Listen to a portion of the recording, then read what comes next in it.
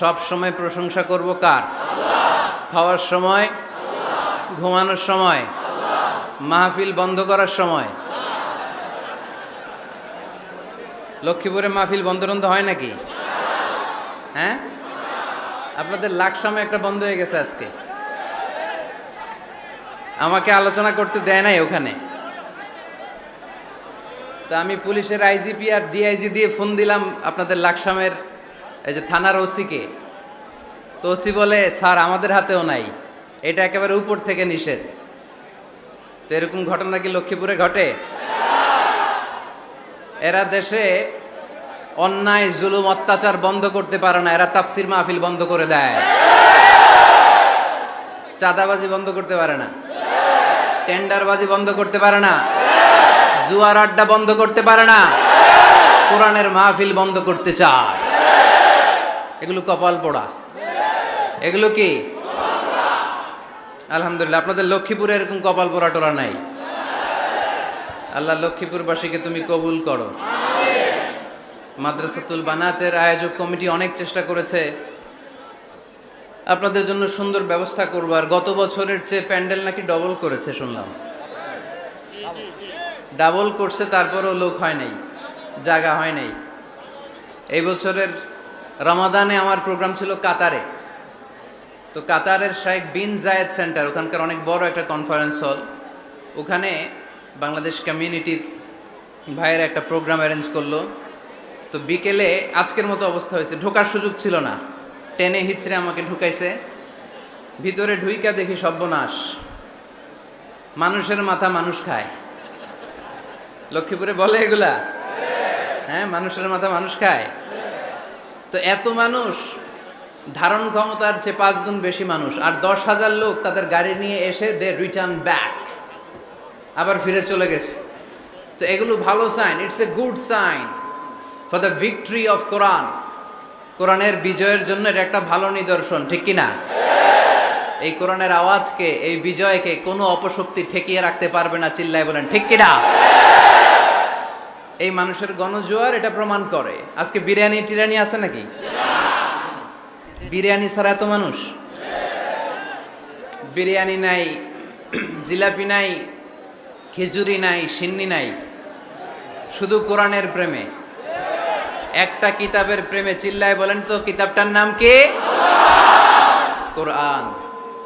তো বাংলাদেশে যারা এই কোরআনের বিরোধিতা করে তাদের খেয়াল করা উচিত। They should understand the pulse of the citizen. জনগণের পালস বোঝা উচিত, যে জনগণ কি চায়, জনগণ কোনটাকে পছন্দ করে, জনগণ কোন দিকে ঝুঁকছে, এটা খেয়াল রাখার দরকার আছে না নাই? আজকের এই লক্ষ্মীপুরের বিশাল মহাসমাবেশ প্রমাণ করে কোরআনের এই ভিক্টরিকে, এই বিজয়কে কেউ থামাতে পারবে না। আমরা কোরআনের সাথে থাকতে চাই, আমরা কোরআনকে বন্ধু বানাতে চাই। আমরা দুনিয়াতে যদি কোরআনকে বন্ধু বানাই, আমাদের কবরেও কোরআনকে বন্ধু বানায় দিবে কে? আল্লাহ তুমি আজকের মাহফিলকে কবুল করো। যে ভাইয়েরা, যুবক ভাইয়েরা কষ্ট করে দাঁড়িয়ে দাঁড়িয়ে ধাক্কাধাক্কি করে এই গরমের মধ্যে কথা শুনছে, আল্লাহ তাদেরকে তুমি সাইয়েদনা হামজার সাথে হাসর নসিব করে দাও। যে সমস্ত বোনেরা বিভিন্ন জায়গায় গাদাগাদি করে একসাথে বসে আজকের তাফসির মাহফিল শুনছে, তাদেরকেও তুমি ইসলামের জন্য কবুল করো। ঐতিহ্যবাহী মাদ্রাসাতুল বানাত আল ইসলামিয়া ফাজিল ডিগ্রি বিরাহিমপুর বানাত এতিমখানার উদ্যোগে আজকের এই বিশাল তাফসিরুল কোরআনের মাহফিল। আজকের এই প্রোগ্রামে কথা বলেছেন হাফেজ মাওলানা মোহাম্মদ হাবিবুর রহমান যুক্তিবাদী সাহেব, কথা বলেছেন হজরত মাওলানা নজরুল ইসলাম আশরাফি সাহেব। আসরের সালাতের পর থেকে আরও অনেক ওলামায়ে হজরত এখানে কথা বলেছেন। যারাই কোরআন থেকে কথা বলেছেন, নিঃসন্দেহে সত্য কথা বলেছেন, হক কথা বলেছেন। এই কথাগুলো যেন আমরা আমাদের জীবনে পালন করতে পারি, আল্লাহ তুমি তৌফিক দান করো। যেহেতু গ্যাদারিং খুব বেশি, আলোচনা হবে অল্প।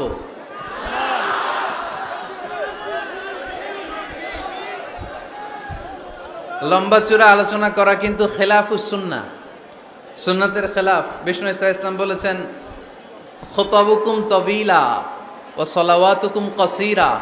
কিয়ামতের আগে তোমাদের ইসলামী বক্তব্যগুলো অনেক লম্বা হয়ে যাবে, আর তোমাদের সালাতগুলো খাটো হয়ে যাবে।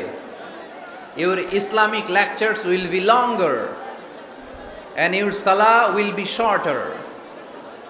লেকচার হয়ে যাবে লম্বা আর সালাত হয়ে যাবে ছোট বা খাটো। এই আলামতটা সমাজে আছে না নাই? এখন লম্বা চূড়া বক্তব্য হয়, ওয়াজ শুনতে মানুষের ভাল লাগে, কিন্তু নামাজ ভাল লাগে না। আছে না নাই? লক্ষ্মীপুরে নাই মনে হয়। তারপরে এত ওয়াজ এই দেশে হয়, তার সব যদি কাজে লাগতো, মানে জায়গা মতো যদি ডোজ পড়তো, তাহলে তো এদেশের মানুষ সব আল্লাহর ওলি হয়ে যেত, চোর বাটপার খুঁজে পাওয়া যেত। কিন্তু ওয়াজ যত হয় তত হেদায়েত হয় না। এর কারণ বাংলাদেশে সবচেয়ে বেশি ওয়াজ শুনে হচ্ছে এই যে মাইকম্যান যারা আছে, এরা সবচেয়ে বেশি ওয়াজ শুনে, তাই না? সেপ্টেম্বর থেকে এদের ওয়াজ শোনা শুরু হয়েছে, কিন্তু দেখবেন অধিকাংশ মাইকম্যান নামাজই পড়ে না। আজকের মাইকম্যানের কথা বলতেছে না, ও পড়ে। আজকে যেটা আসছে ওইটা পড়ে, কিন্তু বেশিরভাগ মাইকম্যান কি করে না? পড়ে না নামাজ।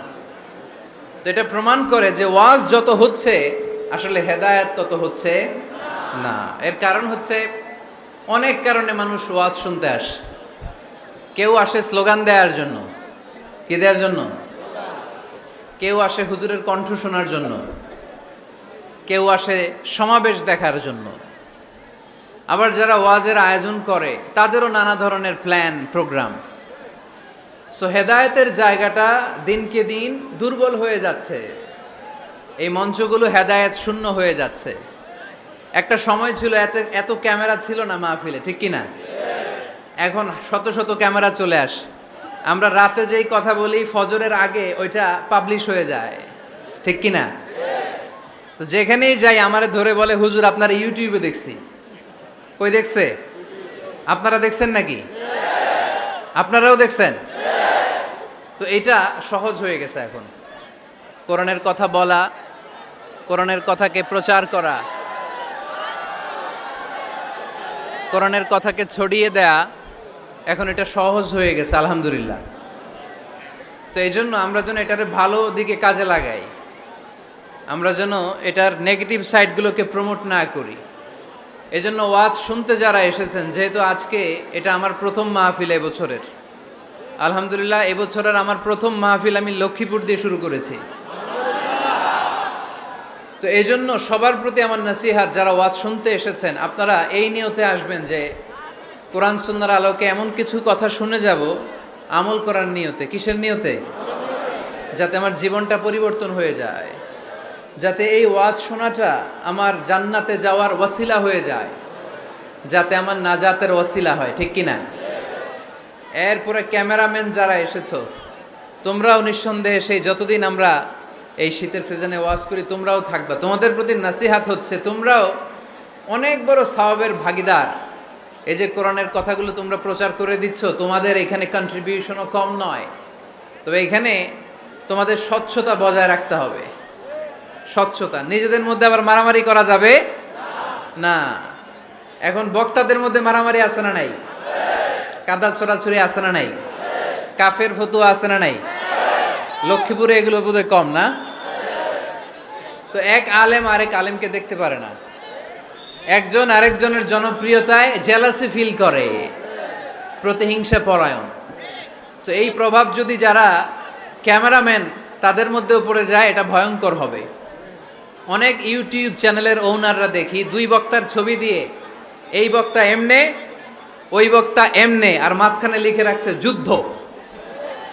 মাঝখানে কি যুদ্ধ, মানে ওনার সাথে ওনার যুদ্ধ, ভারত পাকিস্তান খেলা। তো ইউটিউব চ্যানেলের ওনার ভাইরা যারা এসছো, তোমরা অনেক সওয়াবের ভাগীদার হবে যদি তোমরা প্রফেশনালিজম মেনটেন করে দাওয়াতের কাজ করতে পারো। আয়োজক কমিটি যারা আছে তাদেরকে আমি বলবো, আপনারাও ইখলাসের সাথে মানুষকে কোরআনের কথা শোনাবার উদ্দেশ্যে এই প্রোগ্রামগুলোর আয়োজন করবেন।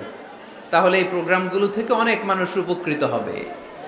আর সম্মানিত ওলামায়ে কেরাম যারা এই শীতের মৌসুমে কথা বলবেন, তাদের কাছেও আমি বিনীত অনুরোধ জানাই, অন্যের পিছনে লেগে থাকবেন না। আপনার জীবনের সবচাইতে দামি বিষয় হচ্ছে আপনার সময়। আমাদের জীবনের সবচাইতে দামি জিনিস কি? আমাদের সময়। তো আপনার সময়টাই যদি আল্লাহর দেয়া, স্রষ্টার দেয়া সবচেয়ে দামি সময় যদি আপনি অন্যের পিছনে লাগিয়ে ফেলেন তো নিজের কল্যাণ করবেন কখন? এজন্য সম্মানিত ওলামা ইকরামদের বলবো, আমরা যেন বেশি বেশি স্টাডি করে কোরআন সুন্নাহর আলোকে মানুষকে কথা শোনাতে পারি, যাতে করে লোকজন উপকৃত হয়। আল্লাহ নাসিহাতগুলো যেন আমরা আমাদের জীবনে কাজে লাগাতে পারি, তুমি তৌফিক দাও। আরো জোরে পড়ি আমিন। আমি আপনাদের খেদমতে আমার খুতবার শুরুতে সূরাতু আল জুমআর 10 নম্বর আয়াত তেলাওয়াত করেছি। কয় নাম্বার শুনতেছেন? কষ্ট হচ্ছে না তো? আমি যখন প্রশ্ন করব আপনাদেরকে আওয়াজ করে উত্তর দিতে হবে। আর এই যে ছেলেরা, কথা বলো না, দোহাই লাগে তোমাদের, কথা বলো না, আওয়াজ করো না, ডিস্টার্ব করো না প্রোগ্রামের, চুপচাপ। লক্ষ্মীপুরের ছেলেরা খুব ভদ্র আমি জানি, একেবারে চুপচাপ। সূরাতুল জুমার 10 নম্বর আয়াতে আল্লাহ তাআলা আমাদেরকে কর্মচঞ্চল হতে বলেছেন, কাজ করে খেতে বলেছেন। কাজে লজ্জা নেই, লজ্জা অলসতায়। কাজে লজ্জা আছে? লজ্জা কিসে? অলসতায়, অকর্মণ্যতায়। লেজিনেস খুব খারাপ, কিন্তু অ্যাক্টিভ হওয়া, এনার্জেটিক হওয়া, এটা নবীদের সুন্নাত, ঠিক কিনা? তো এই আয়াতের মাধ্যমে আল্লাহ তাআলা গোটা বিশ্বের মানুষদেরকে কাজের প্রতি উৎসাহিত করেছেন। আল্লাহ বলেছেন, ফাইদা কুদিয়াতিস সালাতু ফান্তাশিরু ফিল আরদ আবতাগু মিন ফাদলিল্লাহ। যখন সালাত শেষ হয়ে যায় তখন তোমরা জমিনে ছড়িয়ে পড়ো, প্রত্যেকে প্রত্যেকের ওয়ার্ক প্লেসে চলে যাও, কাজ করো। আবতাগু মিন ফাদলিল্লাহ, আর আল্লাহর দেয়া ফদল তালাশ করো, রিজিক তালাশ করো। মসজিদের ভিতরে রিজিক আছে? কথা কয় না। মসজিদে গেলে কি টাকা পাওয়া যায়? খাওয়া পাওয়া যায় না। খাবার উৎপন্ন করতে হয় মসজিদের বাইরে, এ জমিনে। মসজিদে গেলে রহমত পাওয়া যায়। মসজিদে গেলে কি পাওয়া যায়? এজন্য মসজিদে ঢোকার সময় আমরা কোন পা দিয়ে ঢুকি আর কি পড়ি? আল্লাহুম্মা ইফতাহলি আবওয়াবা রাহমাতিক, আল্লাহুম্মা ইফতাহলি আবওয়াবা রাহমাতিক। আমরা বলি, হে আল্লাহ, আপনি আপনার রহমতের দরজা আমাদের জন্য খুলে দেন। সুবহানাল্লাহ পড়েন। এই দোয়া থেকে বোঝা গেল মসজিদে ঢুকলে কি পাওয়া যায়? সবাই বলতে হবে, কি পাওয়া যায়? মসজিদে ঢুকলে রহমত পাওয়া যায়, আর মসজিদ থেকে বের হলে রিজিক পাওয়া যায়, ফদল পাওয়া যায়। ফদল, ফদলের আরেক অর্থ হচ্ছে রিজিক। এজন্য মসজিদ থেকে যখন বেরোই কোন পা দিয়ে বেরোই আর কি পড়ি? আল্লাহুম্মা ইন্নী আসআলুকা মিন ফাদলিক।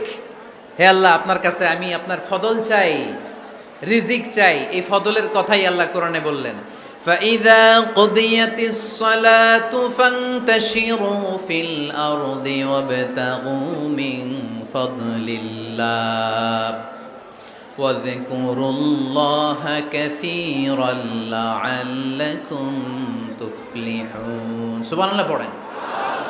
আল্লাহ ডেকে বললেন, গোলাম যখন সালাত শেষ হয়ে যায় জমিনে ছড়িয়ে পড়ো, মসজিদে বসে থেকো না। আদেশটা কার?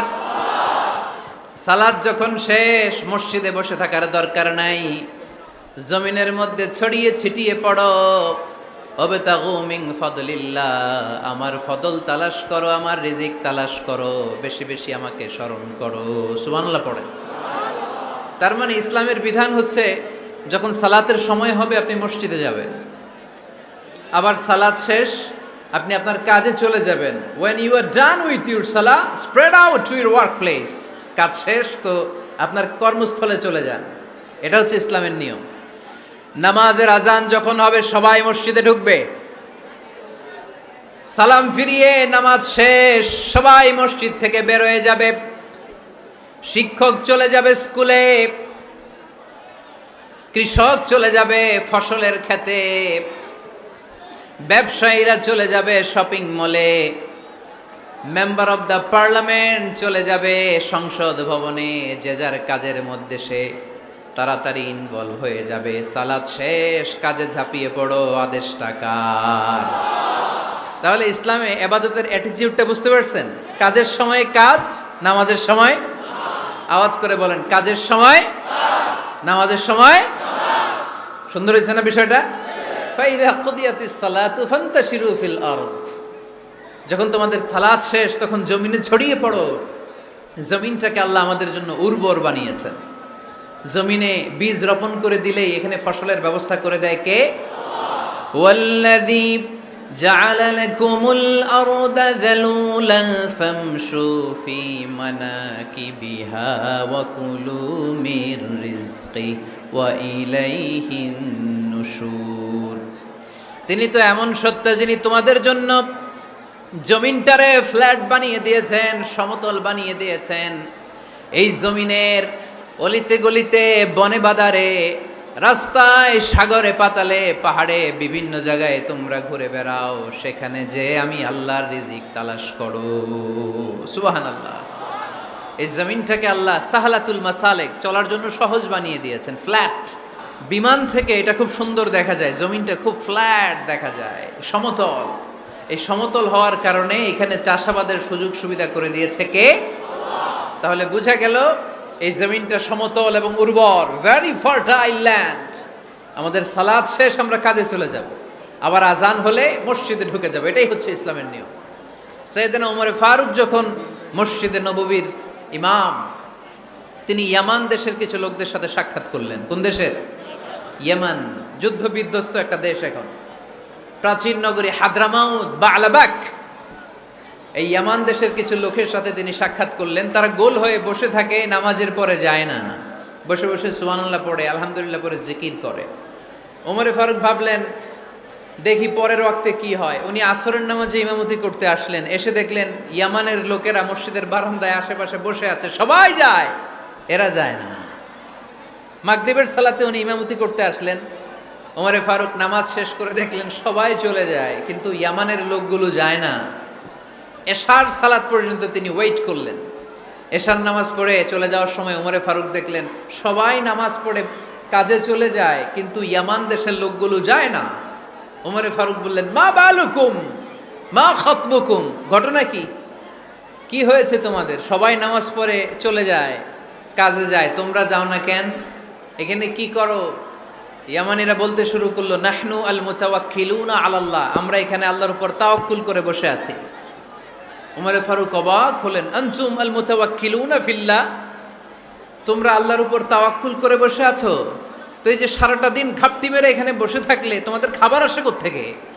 উপার্জন হয় কি করে? ইনকাম আসে কোত্থেকে?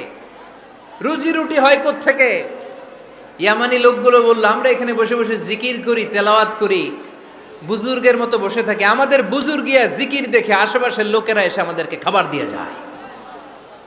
ওমরে ফারুক বললেন, সর্বনাশ, তাইলে তো তোমরা আল মুতাওয়াক্কিলুনা ফিল্লাহ নও, তোমরা হচ্ছে আল মুতাওয়াক্কিলুনা আলা বা'দিকুম বা'দা, একে অপরের উপর নির্ভরশীল। যারা প্লেটে করে খাবার নিয়ে আসে তোমরা তাদের উপর তাওয়াক্কুল করছো, কারণ তারা যদি প্লেট ভরে খাবার নিয়ে আসে তোমাদের পেটে কোনো দানা পানি পড়বে না। তোমরা আল্লাহর উপর মুতাওয়াক্কিলুনা আলাল্লাহ নও, তোমাদের সাধ্যের সবটুকু করার পরে তারপরে তোমরা তাওয়াক্কুল করবে। কি সুন্দর ইসলাম! এক সাহাবী বললেন, ইয়া রাসূলুল্লাহ, আমি ওটে চড়ে এসেছি, তো আপনি তো আমাদেরকে তাওয়াক্কুলের ওয়াজ করেছেন, আমি ওটের রশিটা গাছের মধ্যে না বেঁধে যদি শুয়ে থাকে আল্লাহর উপর তাওয়াক্কুল করি, ওটটা থাকবে না? বিশ্বনবী বললেন, না, তোমার ওট থাকবে না, আগে রশি দিয়ে ওটটা বাঁধো, ইআকিলহা সুম্মা তাওয়াক্কাল আলাল্লাহ, আগে টাইট করে রশি দিয়ে গাছের সাথে ওটের রশিটা বাঁধো, এরপর আল্লাহর উপর তাওয়াক্কুল করো। এইটার নাম তাওয়াক্কুল। চিল্লায় বলেন ঠিক কিনা? আপনার পার্টটা আপনার করতে হবে, আপনার যে রোল, এই রোলটা প্লে করতে হবে। আপনার সর্বোচ্চটুকু করার পরে আমরা তাওয়াক্কুল করি একজনের উপর। চিল্লায় বলেন তিনি কে? আল্লাহ। ওমরে ফারুক বললেন, তোমরা মুতাওয়াক্কিলুনা আলাল্লাহ নাও, তোমরা বের হয়ে যাও, খবরদার এরপরে কোনো দিন তোমাদেরকে যেন এই মসজিদের মধ্যে ঘাপটি মেরে গোল হয়ে বসে থাকতে না দেখা যায়। কারণ ফাইদা কুদিয়াতিস সালাতু ফান্তাশিরু ফিল আরদ ওয়াবতাগু মিন ফাদলিল্লাহ, ইসলামের বিধান হচ্ছে যখন নামাজ শেষ মসজিদে বসে থাকা যাবে? চিল্লায় বলেন বসে থাকা যাবে? যাবে না। সর্বোচ্চটুকু করে তারপরে আপনাকে বের হয়ে যেতে হবে। প্রতিদিন সকালবেলা পাখির বাসা থেকে দেখবেন পাখিগুলো খালি পেটে বের হয়ে যায়। আপনাদের এই এলাকায় পাখির বাসা আছে? কি পাখির বাসা আছে? হ্যাঁ, সব পাখি আছে। তো সকালবেলা দেখবেন পাখির বাসা থেকে পাখিগুলো খালি পেটে বের হয়ে যায়। বিকেল বেলায় পাখিগুলোর ওদর পূর্তি করে, পেট ভর্তি করে আবার পাখির নিড়ে ফিরিয়ে দেয় কে? কারণ পাখিগুলো তাওয়াক্কুল করেছে কার উপর? পাখিগুলো তাওয়াক্কুল করে যদি পাখির নিড়েই বসে থাকতো, ওদের পেটে খাবার আসতো? কথা বলেন। বিশ্বনবী এটাই বললেন, তাকদু খিমাসান ওয়া তারুহু বিতানান। তোমরা যদি পাখির মতো তাওয়াক্কুল করো, মানে আল্লাহর উপর তাওয়াক্কুল করে জমিনে বের হয়ে যাও, তোমাদেরও রিজিকের দায়িত্ব নিয়ে নিবে কে? সকালবেলা প্রতিটা পাখি না খেয়ে বের হয়ে যায়। একটা পাখির পেটের ভেতরে কোনো দানা পানি নাই, কিন্তু আল্লাহর উপর তাওয়াক্কুল করে পাখিগুলো যখন বের হয়ে যায়, বিকেলবেলা পেট ভর্তি করে, ওদর ভর্তি করে, আবার পাখির নিরে পাখিগুলোরে ফিরিয়ে দেয় কে? পাখিগুলো কি আমাদের মতো খাবার জমা করে রাখতে পারে? আমরা তো 7 দিনের বাজার একবারে করে ফ্রিজে রাখি। পাখিদের ফ্রিজ আছে না? আছে। আমাদের অতিরিক্ত টাকা হলে আমরা ব্যাংকে ব্যালেন্স করে রাখতে পারি, অ্যাকাউন্ট করে রাখতে পারি। পাখিরাও তো অ্যাকাউন্ট করে রাখে না? না, প্রতিদিন না খেয়ে বের হয়। কালকে ওই পাখিটা কি খাবে, কোন জায়গা থেকে তার রিজিকের ব্যবস্থা হবে, আল্লাহ ছাড়া কেউ জানে। এটার নাম তাওয়াক্কুল। এটার নাম কি? আমাদের সাধ্যের, আমাদের ক্যাপাসিটি, আমাদের ক্যাপাবিলিটির সবটুকু করে আমরা তাওয়াক্কুল করি একজনের উপর। চিল্লায় বলেন, তিনি কে?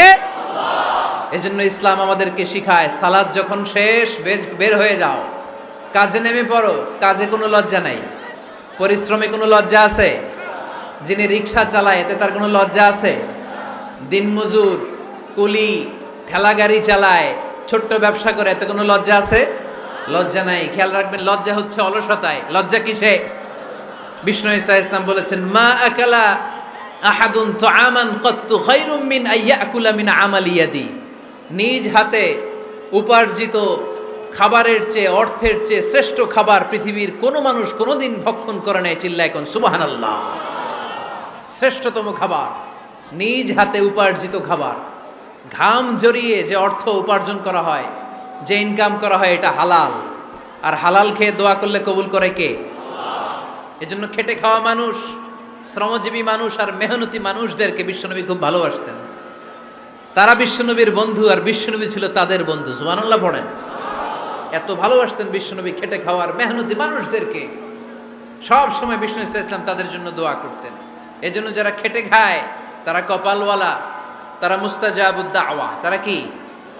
মুস্তাজাবুদ দাওয়া মানে এমন ব্যক্তি, যে ব্যক্তি দোয়া করতে দেরি হয় কিন্তু দোয়া কবুল হতে দেরি হয় না। আপনারা এখানে ব্যবসা করেন কে কে? দেখি তো, হাত তুলেন তো। ব্যবসা, মাশাআল্লাহ, অনেক ব্যবসায়ী আছে তো দেখি। আচ্ছা, হাত নামান। চাকরি করেন কে কে? চাকরি, চাকরিও তো অনেক করে দেখি, হাত নামান। প্রবাসী, ছুটিতে দেশে আসছেন। হুজুর আমি আছি, কই? আপনি দেখতে আসছেন? মাশাআল্লাহ। কোন দেশে থাকেন? সৌদি আরব। আলহামদুলিল্লাহ। সৌদিতে ভাল লাগে নাকি সৌদি স্বপ্নের দেশ, খাটতে খাটতে জীবন শেষ? ইনশাআল্লাহ। আচ্ছা, ইউনিভার্সিটির স্টুডেন্ট আছো কারা কারা দেখি? মাশাআল্লাহ, হাত নামাও। ক্লাস 5 থেকে ইন্টারমিডিয়েট পর্যন্ত পড়াশোনা করতেছো, অথবা দাখিল আলিম পর্যন্ত, কারা কারা দেখি? মাশাআল্লাহ, হাত নামাও, হাত নামাও। একবারও যারা হাত তোলেন না, এবার তারা হাত তোলেন। আন্নেরা কি করেন? হ্যাঁ, বেকার।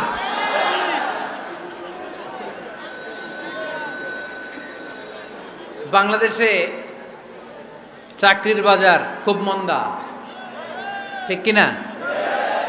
বাংলাদেশ ইন্ডিয়াতে চাকরি পেতে অনেক কষ্ট।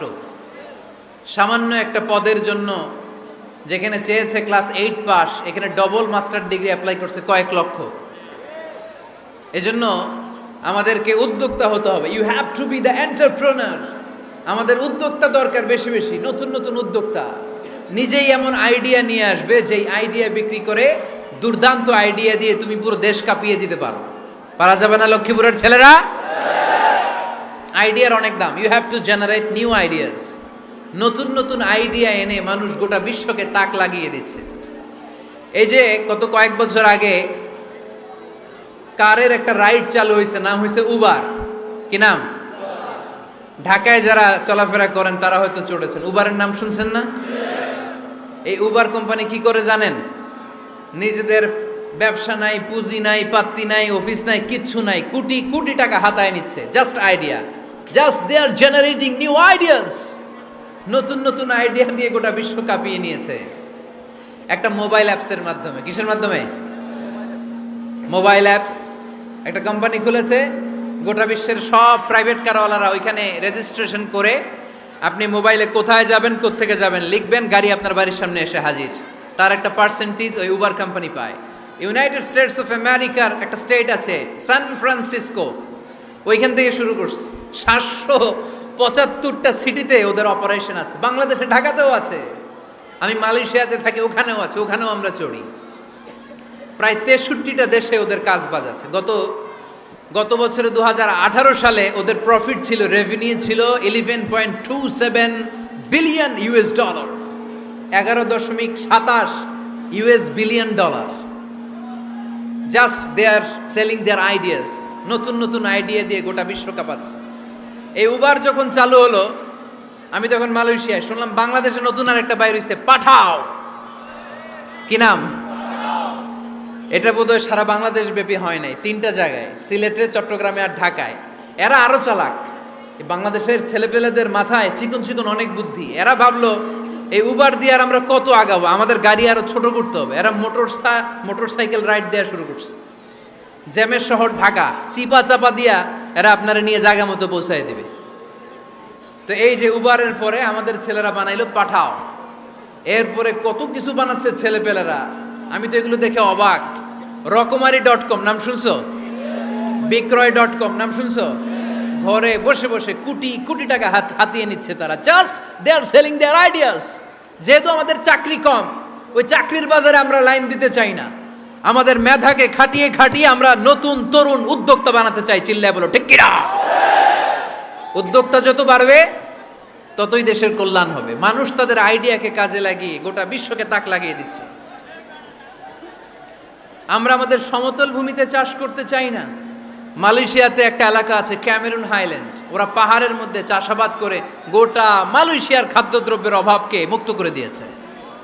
পাহাড়ের মধ্যে ওখানে ফুলের বাগান, ক্যামেরুন হাইল্যান্ড প্রায় 6000 ফিট উঁচু, প্রচণ্ড ঠান্ডা। এই ঠান্ডা পাহাড়ি হিল ট্রাক্স এরিয়াতে মালয়েশিয়ার এই ক্যামেরুন হাইল্যান্ডে ওখানে আছে ফুলের বাগান, আছে ফলের বাগান, আছে চায়ের বাগান, ওখানে মধুর চাষ হয়, ওখানে শাকসবজি চাষ হয়, ওখানে অনেক কিছু চাষাবাদ হয়। ওই ফলমূল শাকসবজি দিয়ে গোটা মালয়েশিয়ার 14টা স্টেটে যত শাক সবজি ফলমূল লাগবে ওরা আঞ্জাম দেয়। আর আমরা আমাদের সমতল ভূমিতে চাষ করতে চাই না। আমরা চাষাবাদকে খুব লজ্জা মনে করি। এটা ভুল আইডিয়া। আমাদের যে এলাকা যেই জিনিসের জন্য বিখ্যাত ওইটাকে আমাদের ব্র্যান্ডিং করতে হবে। লক্ষ্মীপুর কিসের জন্য বিখ্যাত? নারিকেল সুপারি। নারিকেল সুপারি যে পৃথিবীর কত মানুষ, ইন্দোনেশিয়ান লোকেরা মুড়ির মতো খায় নারিকেল আর সুপারি। তো এইটারে আমাদের ব্র্যান্ডিং করতে হবে। যেই দেশে যেটা আছে, যে এলাকা যেই পণ্যের জন্য বিখ্যাত ওইটা আমাদের ব্র্যান্ডিং করতে হবে। আমাদের আদমজির জুট মিল বন্ধ না? ভাওয়ানি জুট মিল বন্ধ। আমাদের পাট শিল্পকে ধ্বংস করে দিয়ে ইন্ডিয়া এখন ওই কটনের পাঞ্জাবি বানায়, জুট কটনের পাঞ্জাবি। আছে না নাই? পুরা বাংলাদেশের মার্কেট এই জুট কটনের পাঞ্জাবি দিয়ে সয়লাভ। আমাদের বাংলাদেশের পাট দিয়ে যদি আমরা মিহি পাঞ্জাবি বানাতে পারতাম, গোটা বিশ্ববাজারকে আমরা দখল করে নিতে পারতাম। ঠিক কিনা? এজন্য আমাদেরকে নতুন নতুন আইডিয়া জেনারেট করতে হবে। চাকরির পিছনে বসে থাকলে চলবে না। আর আজান যদি হয়ে যায় ছুটে যাব মসজিদে, আর নামাজ শেষ হলে আমরা আমাদের কাজের দিকে চলে যাব। চিল্লায় বলেন ঠিক কিনা? যেটাই করব আমরা ভালোভাবে করব। আল্লাহ বলেছেন লিয়াবলুয়াকুম আইয়ুকুম আহসানু আমালা। লক্ষ্মীপুরের ভাইয়েরা আওয়াজ করে উত্তর দেন, আওয়াজ করে উত্তর দিতে হবে। জান্নাতে যেতে হলে 100তে কত নাম্বার পেতে হবে? হ্যাঁ, হয় নাই 51। কি নাম তোমার? হ্যাঁ, ফরহাদ। জান্নাতে যেতে হলে 100তে আমার দরকার 51। 100তে কত লাগবে? ফাআম্মা মান সাকুলাত মাওয়াজিনুহু ফাহুয়া ফি আইশাতির রাদিয়া। সেদিন মিজানের পাল্লা যার ভারী হয়ে যাবে সে আনন্দ উৎসবে থাকবে। তো মিজানের পাল্লা ভারী হওয়ার জন্য 100তে আমার কত পাওয়া লাগবে? কত পাওয়া লাগবে? 51 পেলেই হয়ে যাবে। এজন্য আল্লাহ বলছেন লিয়াবলুয়াকুম আইয়ুকুম আহসানু আমালা, যেটাই করবে ভালোভাবে করবে। আল্লাহ এটা পরীক্ষা করতে চান যে আমরা ভালোভাবে কে কতটুকু আমল করেছি। যারা আরবি বোঝেন আলেম ওলামা আপনারা জানেন, এখানে আল্লাহ বলেননি লিয়াবলুয়াকুম আইয়ুকুম আকসারু আমালা। আল্লাহ এটা দেখতে চান যে তোমাদের মধ্যে থেকে কে বেশি আমল করে, এটা বলছে আল্লাহ বলে নাই। আল্লাহ বলেছে লিয়াবলুয়াকুম আইয়ুকুম আহসানু আমালা, যে ভালো করে করে। এজন্য আমরা যাই করি না কেন কি করে করব? আওয়াজ করে বলতে হবে, কেমন করে করব? যে কোনো কাজ করো না ভাই, যে কোনো কাজ করো তা যেন হয় সবার চেয়ে সবচেয়ে সুন্দর। পড়েন, যে কোনো কাজ করো না ভাই, যে কোনো কাজ করো তা যেন হয় সবার চেয়ে সবচেয়ে সুন্দর। পড়েন, যে কোনো কাজ করো না ভাই, যে কোনো কাজ করো তা যেন হয় সবার চেয়ে সবচেয়ে সুন্দর। হোক না সেটা পড়া লেখা, রঙের ভাষায় ছবি আঁকা। পড়েন, হোক না সেটা পড়া লেখা, রঙের ভাষায় ছবি আঁকা।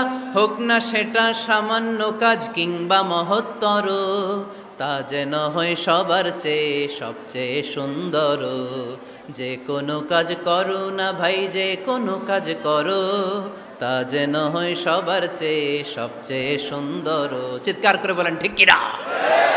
আমরা যেটাই করি না কেন এটা ভালো করে করার দরকার আছে না নাই? এজন্য কাজে আর শ্রমে কোনো লজ্জা নাই। লজ্জা হচ্ছে অলসতায়। লজ্জা কিসে? অলসতায়। বিষ্ণু ঈসা ইসলামের কাছে এক সাহাবী এসে বলল, ইয়া রাসূলুল্লাহ আ'তিনি শাইআন, আপনি আমাকে কিছু দান করেন, আমার কিছুই নাই। বিষ্ণু বললেন, তোমার কিছু নাই? সাহাবী বললেন, ইয়া রাসূলুল্লাহ ঘরে আমার শুধু 2টি জিনিস আছে। কয়টা? চিল্লায় বলেন কয়টা? এক হচ্ছে একটা জামা, 2 হচ্ছে পানি খাওয়ার একটা জগ। বিষ্ণু বললেন, এই 2টাই নিয়ে আস। বিশ্বনবীর কথা শুনে ওই সাহাবী ঘর থেকে জামা নিয়ে আসলেন, পানি খাওয়ার জগ নিয়ে আসলেন। বিশ্বনবী সাল্লাল্লাহু আলাইহি ওয়াসাল্লাম ওনার মুবারক হাত দিয়ে এক হাতে জামা ধরে আরেক হাতে পানির জগটা ধরে সাহাবীদের দিকে উদ্দেশ্য করে বললেন, মাইয়াশতারি হাদাইন, এই 2টা জিনিস কেনার মতো কে কে আছে দেখি? কয়েকজন হাত তুলল। বিশ্বনবী বললেন, কত দিয়ে কিনবা? এক সাহাবী বলে, ইন্নী আশতারি হিমা বিদিরহাম, ও নবী যদিও এগুলো আমার দরকার নাই, কিন্তু আপনি যেহেতু নিলামে ডাক তুলেছেন, ইয়া রাসূলুল্লাহ ইয়া হাবিবাল্লাহ, আপনার সম্মানে আমি 1 দিরহাম দিয়ে 2টা জিনিস কিনে নেব। 1 দিরহাম, একটা জামা, একটা পানি খাওয়ার জগ, দাম কত? 1 দিরহাম। বিশ্বনবী বললেন, না না, 1 দিরহাম তো অনেক কম হয়ে যায়। মাইয়াজিদু আলা যালিক, এর চেয়ে বেশি দামে কে কিনবা? আরেক সাহাবী হাত তুলে বলতে লাগলি, ইয়া রাসূলুল্লাহ ইয়া হাবিবাল্লাহ ওয়া ইন্নী আশতারি হিমা বিদিরহামাইন, আমি এই জামাটার পানি খাওয়ার জগটা 1 দিরহাম নয় 2 দিরহামের বিনিময়ে কিনতে চাই। বিষ্ণু ঈসা ইসলাম ওই সাহাবাকে দিয়ে দিলেন। দিয়ে 2 দিরহাম নিয়ে যে লোকটা ভিক্ষা করতে এসেছিল তার হাতে 2 দিরহাম দিয়ে বললেন, যাও 1 দিরহাম দিয়ে ঘরে খাবার কিনে দিয়ে আসো, আরেক দিরহাম দিয়ে একটা কুঠার কিনে নিয়ে আসো। শুনতেছেন? কি কিনে নিয়ে আসো? কুঠার দিয়ে কি করে? গাছ কাটে। ওই সাহাবী কুঠার কিনে নিয়ে আসার পরে বিশ্বনবী নিজ হাতে কুঠারের মধ্যে একটা কাঠের হাতল লাগাই দিলেন। আল্লাহু আকবার! হাতল ছাড়া কুঠার ইউজ করা যাবে? বিশ্বনবী নিজ হাতে ওই কুঠারের ভেতরে একটা হাতল লাগাই দিলেন আর বললেন, লা উরিদু আন আরাকা 15 আইয়াম, এই কুঠার নিয়ে জঙ্গলে যাও, গায়ে অনেক শক্তি আছে, কাঠ কাটো, এই কাঠ কেটে বাজারে বিক্রি করো, সামনের 15 দিন যেন আমি আমার চোখের সামনে তোমার না দেখি। বিশ্বনবীর পরামর্শ অনুযায়ী কুঠার নিয়ে ওই সাহাবী জঙ্গলে চলে গেলেন। কাঠ কেটে বাজারে বিক্রি করতে করতে 15 দিন পরে 10 দিরহাম নিয়ে বিশ্বনবীর দরবারে হাজির হয়ে গেলেন। 10 দিরহাম নিয়ে বিশ্বনবীর কাছে হাজির হয়ে গেলেন। সাহাবী এসে বলল, ইয়া রাসূলুল্লাহ এখন আর আমার ভিক্ষা করা লাগে না, আমার গায়ে অনেক শক্তি আল্লাহ দিয়েছে, আই এম ভেরি এনার্জেটিক, আপনার দেয়া বরকতের কুঠার দিয়ে আমি কাঠ কেটে কেটে স্বাবলম্বী হতে শুরু করেছি। সুবহানাল্লাহ পড়েন। আমি এখন 10 দিরহামের মালিক। বিশ্বনবী বললেন, লা আইয়াহতাতিবা আহাদুকুম হুজমাতান আলা যাহরিহি খায়রুম মিন আইয়াসআলা শাইআন ফায়ু'তিয়াহু আও ইয়ামনাহু। যাদের গায়ে শক্তি আছে তারা ভিক্ষা না করে কাঠ কেটে পিঠে সেই বোঝা নিয়ে বাজারে বিক্রি করা অনেক ভালো। কারণ কারো কাছে যদি তুমি হাত পাতো সে দিতেও পারে, নাও দিতে পারে। আর কষ্ট করলে কষ্ট কোনোদিন বৃথা যায় না। চিল্লায় বলেন ঠিক কিনা? বিষ্ণু ঈসা ইসলামের অনুপ্রেরণায় এই সাহাবা অল্প কিছুদিনের ব্যবধানে স্বাবলম্বী হয়ে গেলেন। What is the moral of the story? বিশ্বনবীর এই প্রফেটিক স্টোরি থেকে আমাদের কি শিক্ষা?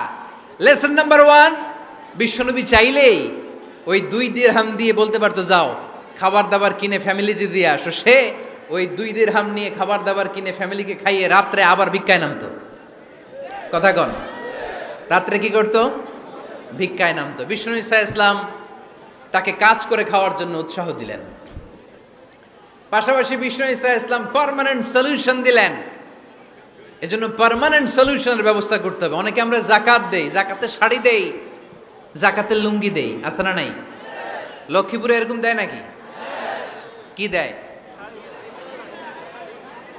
হ্যাঁ, গাড়ি গাড়ি দেয়, শাড়ি না। যাকাতের শাড়ি, যাকাতের লুঙ্গি বলতে কোনো কথা ইসলামে নাই। এগুলো খুব কম দামি শাড়ি, যাদেরকে এগুলো দেয়া হয় তাদেরকে অপমান করা হয়, ঠিক কিনা? আল্লাহ বলেছেন ওয়ালাকাদ কাররামনা বানি আদম, I have dignified the status of the sons of Adam. আমি আদমের সব সন্তানদেরকে সম্মানিত করেছি। সুবহানাল্লাহ পড়েন। আপনাদের চেয়ে সম্মানিত কেউ আছে? মানুষের চেয়ে সম্মানিত গোটা বিশ্বে আর কোনো মাখলুকাত আছে? নাই। এজন্য যাকাতের শাড়ি দেয়া যাবে না, যাকাতের লুঙ্গি দেয়া যাবে না। যাকাতের শাড়ি আপনারা দেখছেন, এটারে একবার ধোয়ার পরে দ্বিতীয়বার পরা যায় না। মশারি কি পাতলা, এর চেয়েও পাতলা। এই জন্য যাকাতের শাড়ি, যাকাতের লুঙ্গি বলতে ইসলামে কোনো পরিভাষা নাই। আপনাকে স্বাবলম্বী করে দেওয়ার চেষ্টা করতে হবে। যারা লক্ষ্মীপুর জেলায় বিজনেস ম্যাগনেট আছেন, তারা একসাথে হয়ে একটা স্ট্রং যাকাত ম্যানেজমেন্ট প্ল্যাটফর্ম করতে পারেন, যেখান থেকে আপনারা বিভিন্ন থানায়, বিভিন্ন গ্রামে বাছাই করে করে কিছু ভাইদেরকে যাকাত দিতে পারেন স্বাবলম্বী করার উদ্দেশ্যে। যেই ফ্যামিলিকে আছে, কি নাম এটার? পল্লী উন্নয়ন ক্লাব। মাশাআল্লাহ, যাকাত ফান্ড দিয়ে বিদেশে লোক পাঠায়। এর চেয়ে সুন্দর পদ্ধতিতে যাকাত বিতরণ আর হতে পারে? যেই লোকটাকে, যেই ছেলেটাকে বিদেশে পাঠানো হয়েছে, ওই ফ্যামিলিটা আর কোনোদিন যাকাতের শাড়ি নেওয়ার জন্য লাইনে দাঁড়াবে? যেই ছেলেটাকে ওনারা অস্ট্রেলিয়ান গাভী কিনে দিছে, দুধ বিক্রি করে যেই ফ্যামিলিটা স্বাবলম্বী হতে শুরু করেছে, তারা আর কোনোদিন যাকাতের লাইনে যেয়ে দাঁড়াবে না।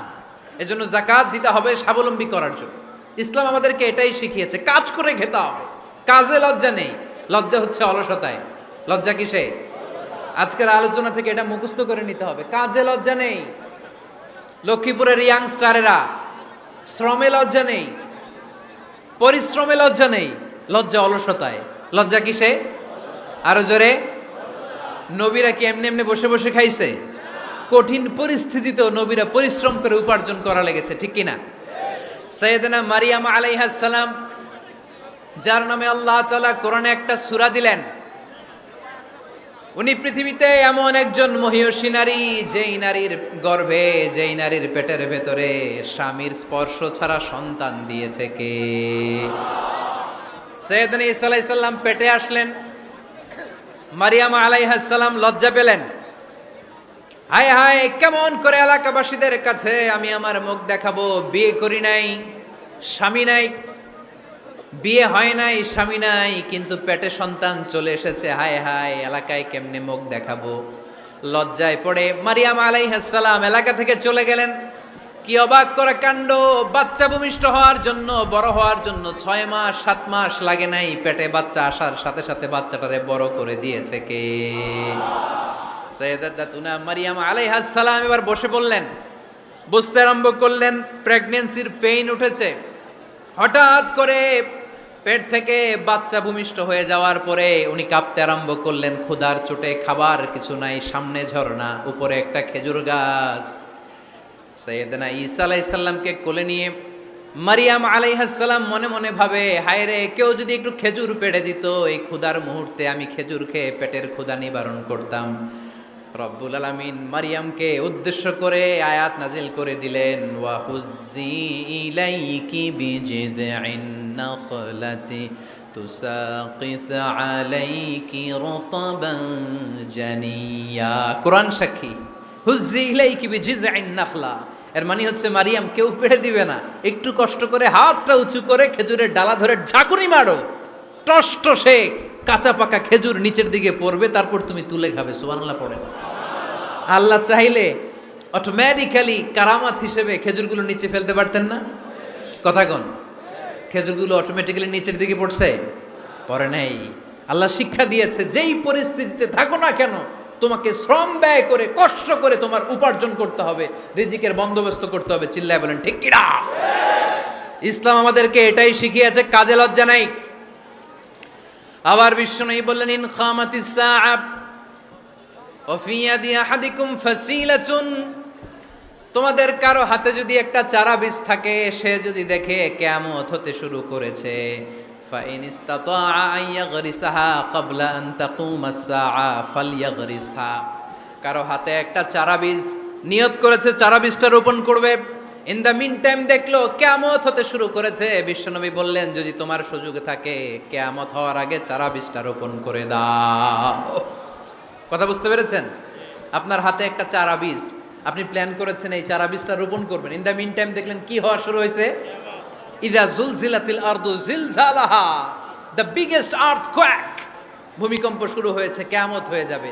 বিশ্বনবী বললেন, কিয়ামত হইতেছে ওদিকে, আর তোমার হাতে যদি চারা বীজ থাকে দেরি করো না, কিয়ামত তোমার কাছ পর্যন্ত আসার আগে সুযোগ পেলে চারা বীজটা রোপণ করে দাও।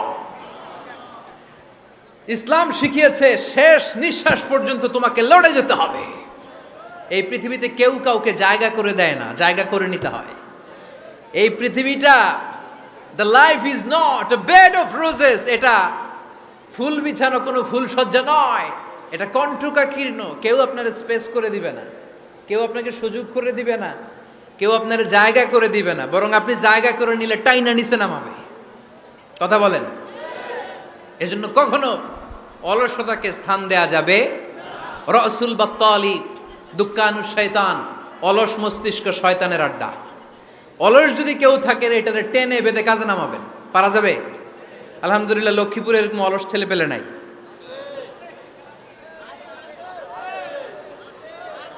আছে? আমরা আজকে অলসতাকে নো বলে যাবো এই মাহফিল থেকে। অলসতাকে আমরা কি বলবো? আওয়াজ করে বলতে হবে, অলসতাকে কি বলবো আমরা? মুমিনের জীবনে কোনো অলসতা নাই। অলস হয় মুনাফিকরা। অলস হয় কারা? চিল্লায় বলতে হবে। মুমিনরা অলস হয়? অলস হয় কারা? এজন্য কোরআনে আল্লাহ একথাও বলে দিলেন, ওয়াইদা কামু ইলাস সালাতি কামু কুসালা ইউরাউনান নাসা ওয়ালা ইয়াযকুরুনাল্লাহা ইল্লা কালিলা। সুবহানাল্লাহ পড়েন। মুনাফিকরা যখন মানুষকে দেখানোর জন্য নামাজে যায়, ওই নামাজে তাদের ইখলাস নাই, ওই নামাজের ভেতরে তাদের কোনো খুশু খুদু নাই, ওই নামাজের ভেতরে আছে শুধু অলসতা। ওই নামাজে কি আছে? কিন্তু আমরা যখন নামাজে যাই, আমাদের অলসতা আছে? আমরা নামাজ পড়লে আমাদের হৃদয়টারে সজীব করে দেয় কে? আমরা উযু করলে আমাদের মনটাকে চাঙ্গা করে দেয় কে? আমরা মসজিদে ঢুকলে হৃদয়টাকে প্রাণবন্ত করে দেয় কে? মুমিন উযু করলে চাঙ্গা হয়। বিষ্ণু ঈসা ইসলাম বললেন, ইয়াকিদু শাইতানু আলা কাফিয়াতি রাসি আহাদিকুম ইদা নাম। খেয়াল করে শুনবেন লক্ষ্মীপুরের ভাইয়েরা, চমৎকার একটা হাদিস। আমরা যখন ঘুমোতে যাই, শয়তান আমাদের প্রত্যেকের মাথার পিছনে 3টা অলসতার গিট মারে। কয়টা? আওয়াজ করে বলেন। 3টা অলসতার গিট মারে। ইয়াকিদু শাইতানু আলা কাফিয়াতি রাসি আহাদিকুম সালাসা উকাব। 3টা গিট মারে যখন আমরা ঘুমোতে যাই। অলসতার 3টা গিট মেরে আমাদের কানের সামনে এসে ফিসফিস করে মন্ত্র পড়তে থাকে, আলাইসা লাইলুন তাওয়িলুন ফারকুদ, আলাইসা লাইলুন তাওয়িলুন ফারকুদ। বিশাল লম্বা রাত, ঘুমাও, অনেক সময় আছে, ঘুমাও। রাত 5টা বেজে যাচ্ছে, তাহাজ্জুদের সময় শেষ হয়ে যাচ্ছে, তখনও শয়তান বলে রাত অনেক লম্বা, ঘুমাও। ফজরের সময় পার হয়ে যাচ্ছে, সূর্য উঠে যাচ্ছে, শয়তান বলে আলাইসা লাইলুন তাওয়িলুন ফারকুদ, এখনো অনেক সময় আছে, লম্বা লম্বা লম্বা চৌড়া রাত পড়ে আছে, তুমি ঘুমাও। বিশ্বনবী বললেন ফাইনিস্তাইকাযা ওয়া যাকারাল্লাহ ইনহাল্লাত উকদা। আমার উম্মতের কেউ যখন ঘুম থেকে জেগে ঘুম থেকে ওঠার দোয়া পড়া শুরু করে দেয়, অলসতার প্রথম গিটটা সাথে সাথে খুলে দেয় কে? আপনি ঘুম থেকে উঠেই যখন ঘুম থেকে ওঠার দোয়া পড়বেন, আপনার অলসতার প্রথম গিট খুলে দেয় কে? ঘুম থেকে ওঠার দোয়াটা কি? আলহামদুলিল্লাহিল্লাযী আহিয়ানা বা'দামা আমাতানা ওয়া ইলাইহিন নুশুর। প্রশংসা সে আল্লাহর, যে আল্লাহ আমাদেরকে লম্বা একটা ঘুম শেষে, মৃত্যু শেষে আমাদেরকে ঘুম থেকে উঠালেন। এই দোয়াটা পড়ার সাথে সাথে শয়তান যে 3টা গিট মারছে, ওই 3টার একটা খুলে দেয় কে? ফাইন তাওয়াদ্দা ইনহাল্লাত উকদা। ঘুম থেকে জেগে ঘুমের দোয়া পড়ার পরে যখন কেউ ওযু করে ফেলে, অলসতার দ্বিতীয় গিটটাও খুলে দেয় কে? ওযু করার পরে ফাইন সাল্লাত ইনহাল্লাত উকদা। নামাজের মুসল্লায় দাঁড়িয়ে যখন নামাজ শুরু করে দেয়, অলসতার 3 নাম্বার গিটটাও খুলে দেয় কে? 3টা গিট যখন খুলে দেয়, বিষ্ণু ইসা ইসলাম বললেন ফাআসবাহা নাশীতাল কলব। নাশীত, তখন মুমিন বান্দা সজীব হয়ে ওঠে, প্রাণবন্ত হয়ে ওঠে, উচ্ছ্বসিত হয়ে ওঠে। ওয়া ইল্লা খাবিসান নাফসি কাসলান। আর যদি ঘুমিয়ে থাকে, 3টা গিট তার মাথার পেছনে শয়তানের অলসতার লেগে থাকে, তাহলে তার দিনটা শুরু হয় অলসতা দিয়ে, আর সে হয় অলসতার রাজা। চিল্লায় এখন ঠিক কিনা? এজন্য আমরা কি অলস হতে চাই না কর্মঠ হতে চাই? কোন নবীরা কি অলস ছিলেন? পৃথিবীতে কোন নবী অলস ছিলেন? সব নবী কর্মঠ ছিলেন। বিষ্ণু ইসা ইসলাম বললেন মা বাআসাল্লাহু নাবিয়্যান ইল্লা রাআল গানাম। এই পৃথিবীতে এমন কোন নবী নাই যেই নবী বকরি চড়ায় নাই। কি চড়ায় নাই? বকরিরে আপনারা লক্ষ্মীপুরের ভাষায় কি বলেন? কি বলেন? ছাগল। তো পৃথিবীতে এমন কোন নবী নাই যেই নবী কি চড়ায় নাই? ছাগল চড়ায় নাই। সাহাবারা বললেন ইয়া রাসূলুল্লাহ আনতা কাযালিক, আপনিও ছাগল চড়াইছেন? বিষ্ণু ইসা ইসলাম বললেন না, আমিও ছাগল চড়িয়েছি। ওয়া ইন্নী আরআহা আলা কারারাইতি আহলি মক্কা। আমি তো মক্কাবাসীদের অল্প কিছু পয়সার বিনিময়ে তাদের ছাগলগুলোকে চড়িয়ে দিতাম। সুবহানাল্লাহ পড়বেন না? বিষ্ণু ইসা ইসলাম ছাগল চড়াতেন। ছাগল চড়ানো সহজ কাজ না কঠিন কাজ? কেন কঠিন এটা? হ্যাঁ, টেরা, খুঁটি মারে। হ্যাঁ, কি করে? বসে থাকতে হয়। তো ছাগল যারা পালে তারা জানে ছাগল পালা কত কষ্ট। ওরে ডানে টান দিলেও কই যায়? রশি ধরে বায়ে টান দিলে কই যায়? সামনে টানলে কই যায়? পিছনে টানলে কই যায়? সারা সপ্তাহ আপনি সময় পান না এটারে গোসল করাবেন। ভাবলেন আজকে জুমার দিন আমিও গোসল করি, এটারও গোসল করাই। এটারে আপনি পুকুর ঘাটে নিবেন, টান দিছেন, ওর বাপের কিরা ও 1 ইঞ্চিও সামনে যাবে না। ঠিক কি না? এই টেরা প্রাণী আল্লাহর কি কি মহিমা! আল্লাহ তাআলা পৃথিবীর সবচেয়ে শ্রেষ্ঠতম মানুষদেরকে ছাগল চড়িয়ে ছেড়েছেন। ঠিক কি না? মা বাআসাল্লাহু নাবিয়্যান ইল্লা রাআল গানাম। এই পৃথিবীতে এমন কোন নবী ছিল না যে নবীরা ছাগল চড়ায় নাই। আল্লাহ বুঝাতে চাইলেন ছাগল চড়ানো অনেক কষ্টের কাজ, অনেক ধৈর্যের প্রয়োজন। এখন নবীরা তোমরা ছাগল চড়াও, কিছুদিন পর ছাগলের চেয়েও টেরা জাতি মানুষ চড়াইতে হবে। মানুষের মধ্যেও টেরা আছে না নাই? ভালো বললে ভালোটা বুঝে না, ডানে যেতে গেলে বায়ে যায়, বায়ে যেতে বললে ডাইনে যায়, এরকম আছে না নাই? সম্মানিত ভাইয়েরা, সমস্ত আম্বিয়া আলাইহিমুসসালাম ওনারা কর্মঠ ছিলেন। সাইয়েদনা আদম আলাইহিস সালাম নিজ হাতে চারা গাছ রোপণ করে চাষাবাদের কাজ করেছেন। সুবহানাল্লাহ পড়েন। সাইয়েদনা ইব্রাহিম আলাইহিস সালাম চাষাবাদের কাজ করেছেন। সাইয়েদনা দাউদ আলাইহিস সালাম নিজ হাতে যুদ্ধের জন্য যে পোশাক পরতে হয়, যেটা পরলে গায়ের মধ্যে ছুরি মারলেও ঢুকে না, ওই শিরস্ত্রাণ বানিয়েছেন, নিজ হাতে তলোয়ার বানিয়েছেন। সুবহানাল্লাহ পড়েন। সাইয়েদনা মূসা আলাইহিস সালাম ছাগল চড়িয়েছেন। সাইয়েদনা মূসা আলাইহিস সালামের মেজাজ নরম না গরম? নবীদের মধ্যে সবচেয়ে বেশি মেজাজওয়ালা নবী ছিলেন মূসা আলাইহিস সালাম। উনিও 8 থেকে 10 বছর সাইয়েদনা শুআয়ব আলাইহিস সালামের এরিয়াতে ছাগল চড়িয়েছেন। চিল্লায় বলেন সুবহানাল্লাহ। এজন্য নবীরা যেহেতু কাজ করেছেন, কর্মঠ ছিলেন, আমরাও কর্মঠ হব। ঠিক কি না? সাহাবারাও কর্মঠ ছিলেন। বিশ্বনবীর সাহাবারাও ব্যবসা করতেন। সাইয়েদনা আবু বকরের বিশাল ব্যবসা প্রতিষ্ঠান ছিল। সুবহানাল্লাহ পড়েন। আপনারা হজ উমরা করেছেন কে কে দেখি? করছেন? মাশাআল্লাহ, যারা করে নাই আল্লাহ তাদেরকে আল্লাহর ঘর জিয়ারতের তুমি নসিব করো। বিশ্বনবীর মাকবারার সামনে দাঁড়িয়ে আমরা যেন সালাম পেশ করতে পারি, তুমি নসিব করো। বাইতুল্লাহ শরীফে এবং মসজিদ নববীতে আমরা যেন সালাত আদায় করতে পারি, আল্লাহ তুমি নসিব করো। সাইয়েদনা আবু বকর রাদিয়াল্লাহু তাআলা আনহুর ব্যবসা প্রতিষ্ঠান ছিল মক্কার কাবা ঘরের পাশেই। ওনার ব্যবসা প্রতিষ্ঠানগুলো যেখানে ছিল ঠিক ওইখানেই সৌদি সরকার এখন শপিং মল বানিয়ে দিয়েছে, মাতজার আবু বকর। মক্কা শহরের যেখানে বহিরাগতরা এসে ওখানে ছাগল, ওখানে ঘোড়া, উট এগুলো রাখতো, আস্তাবল রাখতো, ঘোড়া আর উট যেখানে রাখা হতো ঠিক ওই জায়গায় সৌদি সরকার ওটার পার্কিং লট বানায় দিচ্ছে। মানে যেইখানে আগে সাহাবাদের ব্যবসার জায়গা ওইখানে বর্তমানে শপিং মল। যেইখানে আগের সময়কাল সাহাবারা উট আর ঘোড়া রেখে বাঁধতো ওইখানে এখন গাড়ি ঘোড়া রাখার ব্যবস্থা করা হয়েছে। সাইয়েদনা আবু বকর অনেক বড় ব্যবসায়ী ছিলেন। ওনার নিজ টাকা দিয়ে হাবাসা থেকে আসা সাইয়েদনা বেলালকে তিনি 20,000 স্বর্ণ মুদ্রা দিয়ে উমাইয়া ইবনে খালাফের কবল থেকে তিনি মুক্ত করেছেন। সাইয়েদনা উসমান যুন্নুরাইন বড় ব্যবসায়ী ছিলেন। নিজের টাকা দিয়ে মদিনার মুসলমানেরা পানি খেতে পারে না, বিইরে রুমা নামে একটা কুয়া ছিল, এই কুয়ার মালিক ছিল ইহুদি। মুসলমানেরা পানি খেতে গেলে সে বকা দিত, পানি খেতে দিত না। বিশ্বনবী বললেন, আমার সাহাবীদের মধ্যে এমন কি কেউ নাই নিজের অর্থায়নে বীরে রুমা কিনে মুসলমানদেরকে দিয়ে দিবে? সাইয়েদনা উসমান যুন্নুরাইন বলল, ইয়া রাসূলুল্লাহ, আপনার খেদমতে আমি হাজির। মুহূর্তের মধ্যে সাইয়েদনা উসমান যুন্নুরাইন নিজের অর্থায়নে বীরে রুমাটা কিনে মুসলমানদের জন্য সদকা করে দিয়েছে। তো ব্যবসা না করলে, কর্মঠ না হলে, উপার্জন না হলে সদকা করা যাবে? চিল্লায় বলেন, করা যাবে। সুনানে তিরমিজির বর্ণনা, বিষ্ণু ঈসা ইসলাম মক্কা থেকে যত সাহাবারা হিজরত করে মদিনায় এসেছে, মদিনাতে কোনো না কোনো সাহাবার সাথে বিশ্বনবী ভ্রাতৃত্বের বন্ধনে আবদ্ধ করে দিয়েছে। সুবহানাল্লাহ পড়েন। এজন্য মক্কা থেকে যারা এসেছে এদেরকে বলে মুহাজির। এদেরকে কি বলে? আর মদিনায় যারা ছিল এদেরকে বলে আনসার। এদেরকে কি বলে? আওয়াজ করে উত্তর দিবেন। মক্কা থেকে যারা এসেছে তাদের নাম, আর যারা মদিনার সাহাবী তাদের নাম আনসার। আজকে এই মাহফিলে লক্ষ্মীপুর এর বাইরে থেকে কারা কারা আসছেন দেখি?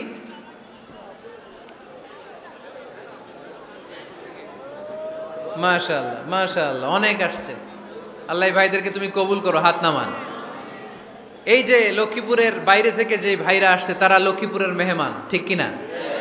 মক্কা থেকে হিজরত করে যে সমস্ত সাহাবারা এসেছিল তারা ছিল মদিনার মেহমান। বিশ্বনবী এক এক মক্কার সাহাবীকে মদিনার এক এক সাহাবীর সাথে ভ্রাতৃত্বের বন্ধনে আবদ্ধ করে দিলেন। আব্দুর রহমান ইবনে আউফ রাদিয়াল্লাহু তাআলা আনহু, ওনার সাথে ভ্রাতৃত্বের বন্ধনে যে সাহাবীকে বিশ্বনবী আবদ্ধ করে দিলেন ওনার নাম হচ্ছে সাদ ইবনে রাবিয়া। কি নাম? মদিনার অনেক বড় ব্যবসায়ী। বিশ্বনবী বললেন, ও আব্দুর রহমান ইবনে আউফ, সম্পদ ছেড়ে দিয়ে, পরিবার ছেড়ে দিয়ে, স্থাবর অস্থাবর সব ছেড়ে দিয়ে আল্লাহ রাসূলের ভালোবাসায় মক্কা থেকে মদিনায় এসেছো। মদিনায় তোমার চিন্তা নাই, সাদ ইবনুর রবিকে আমি তোমার ভাই বানিয়ে দিলাম। সাদ ইবনুর রবি তোমার আপন ভাইয়ের মতো। সাদ ইবনে রবি বলল, আব্দুর রহমান, জীবনে তোমারে কোনোদিন দেখি নাই, তোমারে আমি চিনি না, তোমার নাম শুনি নাই, কিন্তু বিশ্বনবীতে তোমার দায়িত্ব আমাকে দিয়েছে। আমার চেয়ে বড় ধনী এই মদিনার মধ্যে দ্বিতীয় কেউ নাই। আজ থেকে তুমি আমার ভাই, আজ থেকে তুমি আমার কি? আল্লাহ আমাকে যত সম্পত্তি দান করেছে তার অর্ধেক সম্পত্তি আমি তোমার নামে দিয়ে দিলাম। ও আব্দুর রহমান ইবনে আউফ, শুধু তাই নয়, রব্বুল আলামিন আমাকে 2 জন স্ত্রী দিয়েছে। কয়জন? তুমি দেখো আমার কোন স্ত্রীকে তোমার বেশি ভালো লাগে, যার নাম তুমি বলবে সাথে সাথে আমি তারে তালাক দিয়ে দিব। তার ইদ্যত পালন শেষে তুমি তাকে বিয়ে করে তোমার সাথে নিয়ে যাবা। সুবহানাল্লাহ পড়েন। কারণ বিশ্বনবী তোমার দায়িত্ব আমার কাছে দিয়েছে, তুমি আমার ভাই, আমি মদিনার সবচেয়ে বড় ধনী, আমার অর্ধেক সম্পদ আমি তোমারে দিয়ে দিব, আমার 2 স্ত্রীর 1 স্ত্রীকে তোমারে দিয়ে দিব। সাইয়েদনা আব্দুর রহমান ইবনে আউফ এই কথা শুনে অবাক হলেন। অবাক হয়ে উনিও এক অবাক কথা বললেন। উনি বললেন, লা হাজাতা লি ফি ইয়া আখি, ও আমার প্রাণের ভাই, তোমার কথা শুনে আমার হৃদয়টা ভরে গিয়েছে, কিন্তু তোমার সম্পদেরও দরকার আমার নাই, তোমার স্ত্রীরও দরকার আমার নাই। বারাকাল্লাহু ফি মালিক ওয়া লি আহলিক, আল্লাহ তোমার মালেও বরকত দেখ, তোমার সম্পদেও বরকত দেখ, তুমি শুধু একটু কষ্ট করবা। কি কষ্ট? দুল্লানি আলা সুক, show me the way to the market. তুমি মদিনায় কোনো মার্কেট আছে কিনা, শপিং মল আছে কিনা, ব্যবসা প্রতিষ্ঠান আছে কিনা আমারে দেখায় দাও। সুবহানাল্লাহ পড়েন। আমরা হইলে কি করতাম? লক্ষ্মীপুরে যারা আসছে এদের একজনের যদি বলা হয় ভাই আপনি এখন থেকে লক্ষ্মীপুরের ভাই, আমার অর্ধেক সম্পদ আপনারা দিয়ে দেব, কি করবে? পায়ের উপর পা তুলে খাবে আর বলবে কি আনন্দ আকাশে বাতাসে, ঠিক কিনা? এরপর যদি বলি ভাই আমার দুই বউ যেটারে সুন্দর লাগে বলেন তালাক দিয়ে দেই, নিয়ে যান, কি বলবে? কি আনন্দ আকাশের বাতাস।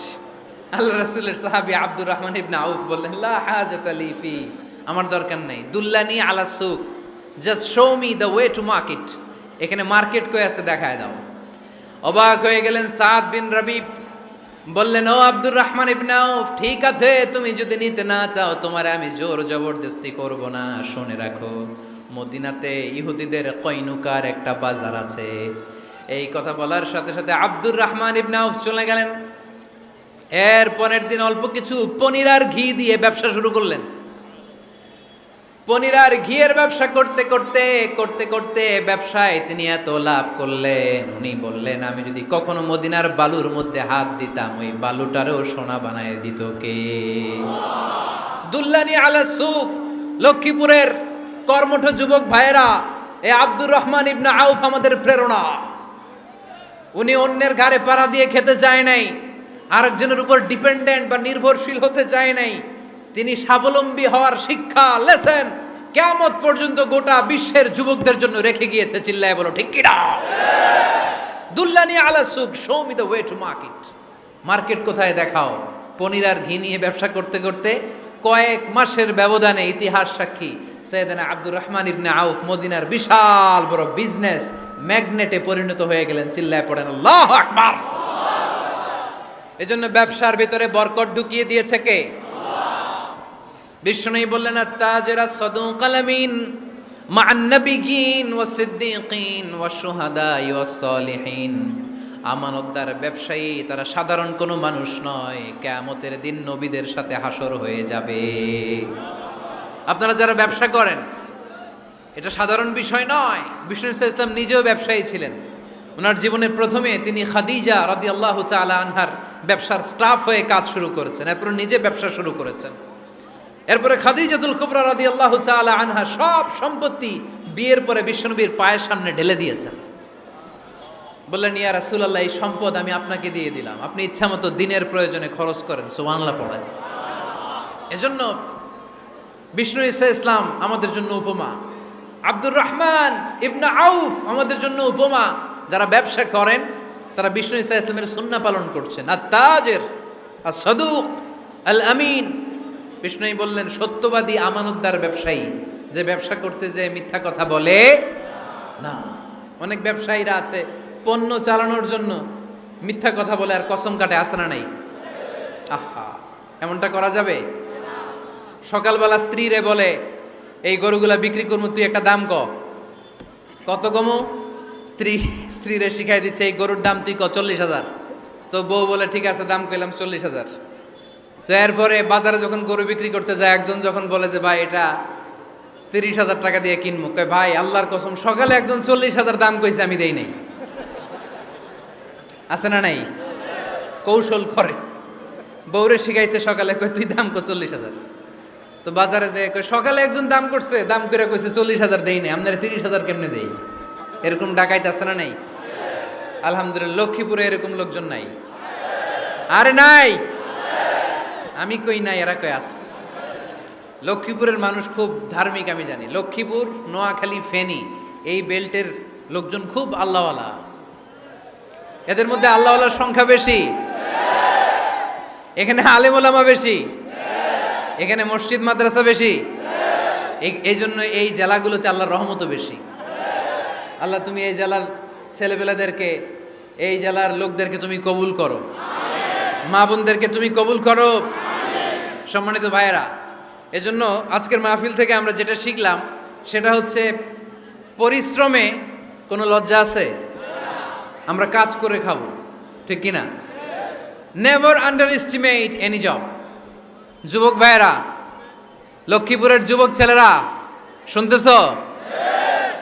এরকম আওয়াজ করতে হবে, কান খাড়া করে শোনো। Never underestimate any job.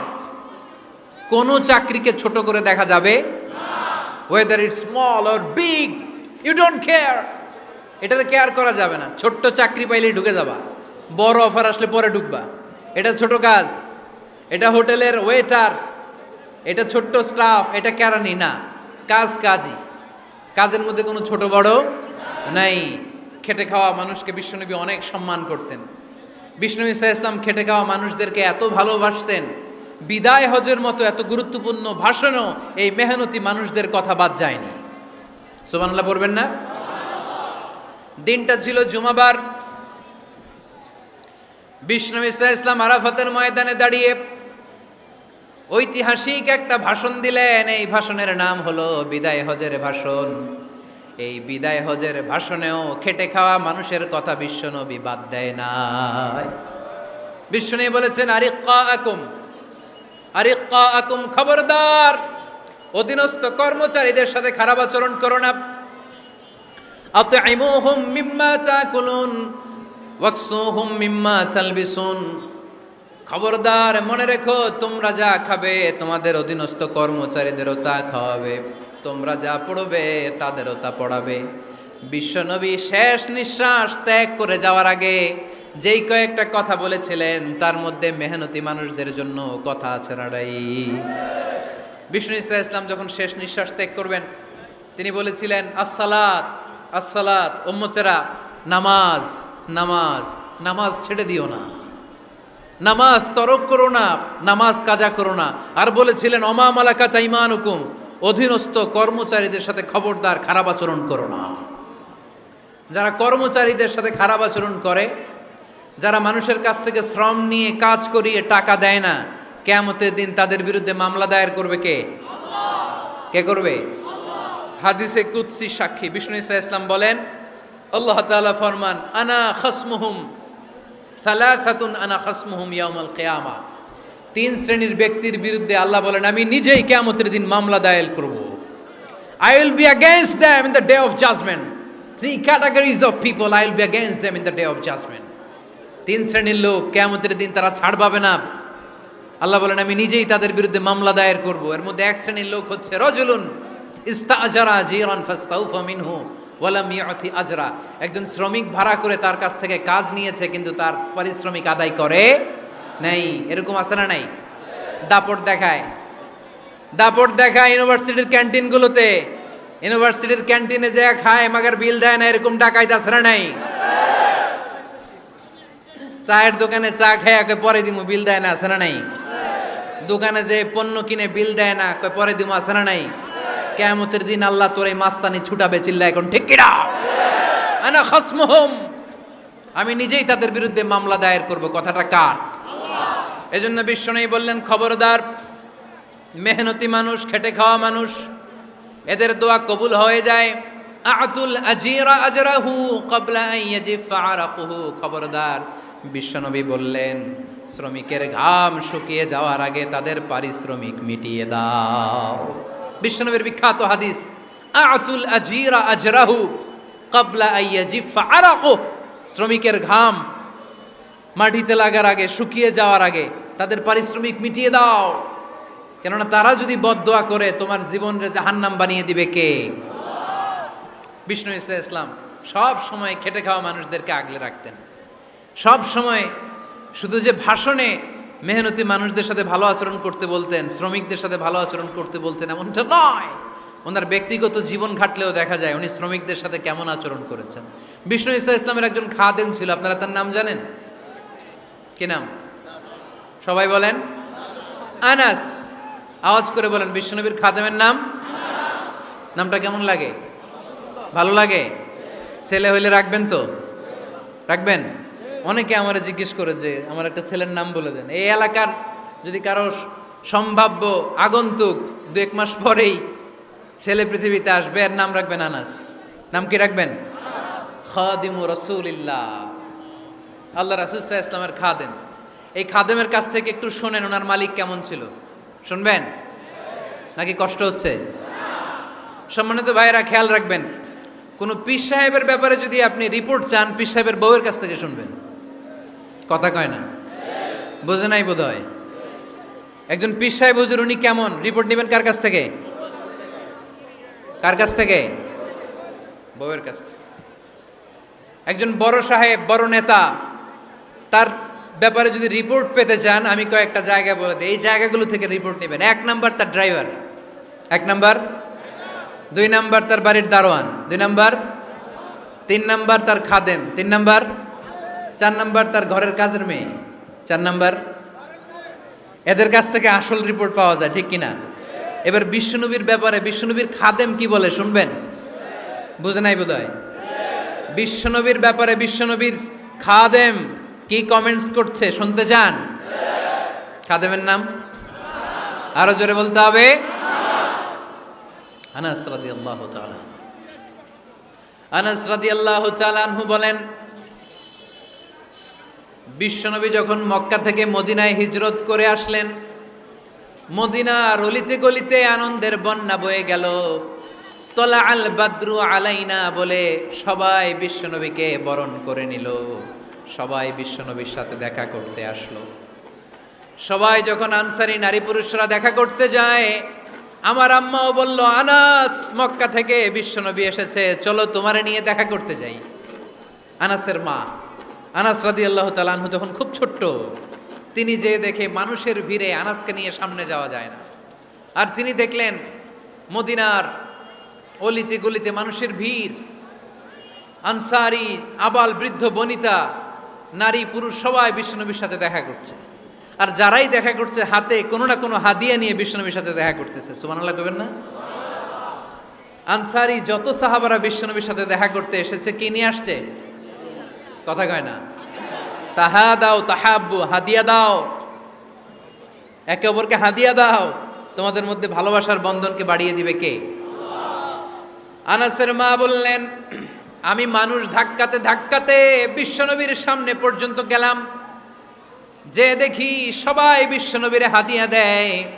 আমি বিশ্বনবীর সামনে যে কাঁদো কাঁদো স্বরে বললাম, ইয়া রাসূলুল্লাহ, ইয়া হাবিবাল্লাহ, লাম ইউবকি রাজুলুন ওয়ালা ইমরাআতুন মিনাল আনসার ইল্লা ক্বাদ আতহাফাকা বিতুহফা। ও নবী, আমি দেখতে পেয়েছি আনসারী এমন কোন নারী নাই, এমন কোন পুরুষ নাই যে আপনাকে আপনার হাতে কোনো না কোনো হাদিয়া দেয় নাই। ওয়া ইন্নী লা আকদিরু আলা যালিকা মা উতহিফুকা বি। কিন্তু ইয়া রাসূলুল্লাহ, ইয়া হাবিবাল্লাহ, আমার কাছে তো কোনো টাকা নাই, আমার কাছে কোনো পয়সা নাই, আমার ঘরে এমন কোনো জিনিস নাই যেই জিনিসটা আমি আপনারে হাদিয়া দেব, ইল্লা ইবনি হাদা, আমার এই নার ছেঁড়া ধন কলিজার টুকরা সন্তান আনাস ছাড়া। ও আখিরি জামানার পয়গম্বর, আমি আমার কলিজার টুকরা আনাসকে আপনারে হাদিয়া দিয়ে দিলাম।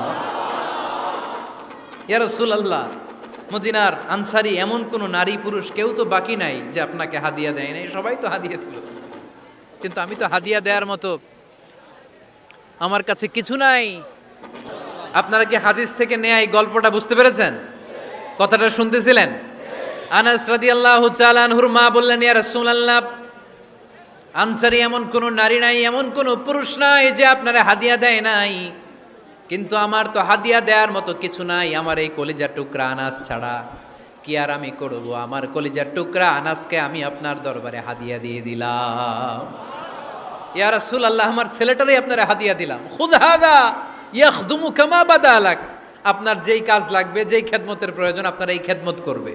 ও নবী, আমি জানি আনাস আপনার বেশি খেদমত করতে পারবে না, আনাস আপনার মেসওয়াক এনে দিবে, অজুর পানি এনে দিবে, জুব্বা লাগলে জুব্বাটা এনে দিবে, ছোটখাটো কাজ করে আপনারে সাহায্য করবে। আমার কলিজার টুকরা সন্তানকে চিরকালের জন্য আমি আপনারে হাদিয়া দিয়ে দিলাম। আনাস রাদিয়াল্লাহু তাআলা আনহু বর্ণনা করছেন, আমি দাঁড়িয়ে দাঁড়িয়ে শুনছি আমার আম্মা বলছে আমি নাকি বিশ্বনবীর জন্য হাদিয়া। সুবহানাল্লাহ পড়েন। এবার খেদমত শুরু করলো সাইয়েদনা আনাস। ছোট্ট মানুষ কি আর করবে, কতটুকু খেদমত আর করতে পারবে? বিশ্বনবীর মেসওয়াকটা এনে দেয়। সুবহানাল্লাহ পড়েন। বিশ্বনবীর আতরের শিশিটা এনে দেয়, বিশ্বনবীর জাইতুনের তেলের বোতলটা আগিয়ে দেয়, বিশ্বনবীর জামাটা প্রয়োজনে বিশ্বনবীর হাতে এনে দেয়। সাইয়েদনা আনাস বলেন, আমি 1 বছর নয় 2 বছর নয়, 5 বছর নয়, 7 বছর নয়, 10 বছর বিশ্বনবীর খেদমত করেছি। ফামা দারাবানি, 10 বছরে একদিনও তিনি আমারে মারে নাই। সুবহানাল্লাহ। একদিন আমার গায়ে হাত তোলে নাই। হাত তোলা তো দূরের কথা, ওয়ালা সাব্বানি, কোনোদিন গালি দেয় নাই। ওয়ালা আবাসা আলা ওয়াজহি, কখনো বিরক্তি সরে ভ্রু কুচকে আমার দিকে বিশ্বনবী কোনোদিন তাকায় নাই। সুবহানাল্লাহ পড়েন। কোনোদিন আমার গায়ে হাত তোলে নাই। আরে হাত তোলা তো দূরের কথা, আমাকে ধমকি পর্যন্ত দেয় নাই। ধমকি দেয়া তো দূরের কথা, আমরা অনেক সময় বিরক্ত হয়ে ভ্রু কুচকাই না। এরকম বিরক্তি হলে আমরা কারোর প্রতি বিরক্ত হলে কি হয়? কপাল ভ্রু কুচকে ওঠে, ঠিক কিনা? সাইয়েদনা আনাস বললেন কোনোদিন মারে নাই। খাদেম বলতেছে, খাদেম, বড় সাহেবের রিপোর্ট কার থেকে নিতে হয়? হয় খাদেম, নয় দারোয়ান, নয় ঘরের কাজের মেয়ে, তা না হলে ড্রাইভার। বিশ্বনবীর খাদেম বিশ্বনবীর ব্যাপারে কি কমেন্ট করছে? মা সাব্বানি ওয়ালা জারাবানি ওয়ালা আবাসা ফি ওয়াজহি। এই 10 বছরের খেদমতের জিন্দেগিতে কোনোদিন বিশ্বনবী আমারে মারে নাই, গায়ে হাত তোলে নাই। আরে হাত তোলা তো দূরের কথা, একটা ধমকও দেয় নাই। আরে ধমক দেয়া তো দূরের কথা, বিরক্তির সুরে ভ্রু কুচকে আমার দিকে কখনো তিনি তাকায় নাই। চিল্লায় বলো সুবহানাল্লাহ। আর আজকে মাইক পেলে মানবাধিকারের কর্মী কি সুন্দর কথা বলে, উইমেন রাইটসের কথা বলে, শিশু শ্রম নিয়ে কথা বলে, আর বাড়িতে কাজের মেয়ের গায়ের মধ্যে খুন্তি, গরম খুন্তি পিঠের মধ্যে লাগিয়ে পিঠ ঝলসিয়ে দেয়। এরকম আছে না নাই? পত্রপত্রিকায় প্রায় দেখা যায় যে কাজের মেয়েদেরকে কি অত্যাচার করে। খুন্তি গরম করে করে চামড়ার মধ্যে লাগিয়ে স্কিন ঝলসে ফেলেছে, গ্রিলের মধ্যে বেঁধে রেখেছে, সময় মতো খাবার দেয় নাই, পিটিয়ে মাথার চুল কামিয়ে মাথা নেড়া করে দিয়েছে। এরকম আছে না নাই? এরা মানবাধিকারের ঠিকাদার, এরা মানবাধিকারের কথা বলে। আর বিশ্বনবী সাল্লাল্লাহু আলাইহি ইসলামের খাদেম বিশ্বনবীর ব্যাপারে বলেছে কোনোদিন মাইর তো দূরের কথা, হাত তোলা তো দূরের কথা, আরে ধমক দেওয়া তো দূরের কথা, বিরক্তির চেহারা নিয়েও কোনোদিন বিশ্বনবী আমার দিকে তাকায় নাই। চিল্লায় পড়েন সুবহানাল্লাহ। বিশ্বনবী একবার সাইয়েদনা আনাস রাদিয়াল্লাহু তাআলা আনহুকে একটা ছোট্ট জিনিস আনতে পাঠালেন। সাইয়েদনা আনাস রাদিয়াল্লাহু তাআলা আনহু জিনিসটা আনতে যে মদিনার অলিতে গলিতে বাচ্চাদের খেলা দেখে জিনিস আনতে ভুলে খেলায় দাঁড়িয়ে গেলেন। ছোট মানুষ, ছোট্ট একটা বাচ্চা যদি আমার সাথে নেই, সে কি আমার প্রয়োজন বুঝবে? আমার সেন্টিমেন্ট যেরকম, বাচ্চা কি ওটা টের পাবে? ছোট্ট আনাসকে বললেন আমার জুব্বা নিয়ে আসো। বিষ্ণু সাল্লাল্লাহু আলাইহি ইসলাম শাম দেশের জুব্বা পড়তেন, বলতেন জুব্বা নিয়ে এসো। জুব্বা আনতে যখন বেরোলেন আনাস রাদিয়াল্লাহু তাআলা আনহু, দেখলেন মদিনার অলিতে গলিতে বাচ্চারা কুতকুত খেলে। কি খেলে? আপনারা খেলেন তো? এই খেলা দেখে আনাস রাদিয়াল্লাহু তাআলা আনহু ভুলে গেলেন যে বিশ্বনবীর জামা আনতে হবে। উনি ভুলে যে উনিও দাঁড়িয়ে খেলা দেখতে শুরু করলেন। এখন ঘন্টার পর ঘন্টা যায়, আনাসও আসে না, জামাও আসে না। বিশ্বনবী ভাবলেন হায় রে, আনাস মনে হয় ভুলে গিয়েছে, কি আর করা যাই, নিজের জামা নিজেই নিয়ে আসে। বিশ্বনবী বের হলেন জামা আনতে, বের হয়েই দেখে মদিনার গলিতে বাচ্চারা খেলতেছে, ওইদিকে আনাস রাদিয়াল্লাহু আনহু দাঁড়ানো। বিষ্ণু সাল্লাল্লাহু আলাইহি ওয়াসাল্লাম কিছু বললেন না, যে উনিও আনাস রাদিয়াল্লাহু তাআলা আনহুর পাশে দাঁড়িয়ে খেলা দেখতে আরম্ভ করলেন। সুবহানাল্লাহ পড়বেন না? সাইয়েদনা আনাস খেলা দেখতে দেখতে হঠাৎ বিশ্বনবীর দিকে চোখ পড়ে গেছে। বিশ্বনবীর চোখের দিকে যখন সাইয়েদনা আনাস রাদিয়াল্লাহু তাআলা আনহুর চোখ পড়ে গেছে, সাইয়েদনা আনাস বলে আমার কলিজাটা এখান থেকে এদিকে চলে আসছে ভয়ে। কিসে? ভয়ে। উনি বললেন আমার গলা শুকিয়ে যেতে আরম্ভ করলো, কাঁপতে লাগলাম।